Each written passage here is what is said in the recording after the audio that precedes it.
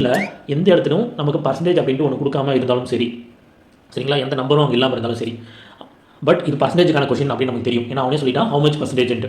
அப்போ பர்சன்டேஜ் அப்படின்னாலே நம்ம முக்கியமாக ஆவரேஜ் வேண்டிய 100 தான். சரி, ஸோ இங்கே காஸ்ட் ஆஃப் மில்க் வந்து பார்த்தீங்கன்னா இன்க்ரீஸ் ஆகுதுன்னு சொல்கிறான். அங்கே ஒரு நம்பர் வந்து விட்டு போச்சு, அந்த நம்பர் நான் எழுதுறேன்.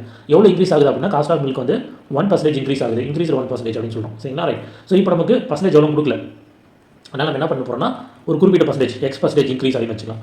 ஸோ பர்சன்டேஜ் இன்க்ரீஸ்னாலே ஃபார்ம் என்னது நமக்கு X divide by 100 + X into 100 இல்லைங்களா, ரைட். ஸோ இப்போ இதில் நமக்கு கொடுத்துருக்க பர்சன்டேஜ் என்ன 1%. அப்போ 1 டிவைட் பை 100 + 1 இன்டூ 100. சரிங்களா, ரைட். அப்போ 1 டிவைட் பை 100 + 1 101 இன்டூ 100. இது போட்டிங்கன்னா 100 மேலே போயிடும், விச் மீன்ஸ் நமக்கு என்ன கிடைக்கும் 100 டிவைட் பை 101%. ஸோ இதுதான் நமக்கான ஆன்சர். சரிங்களா.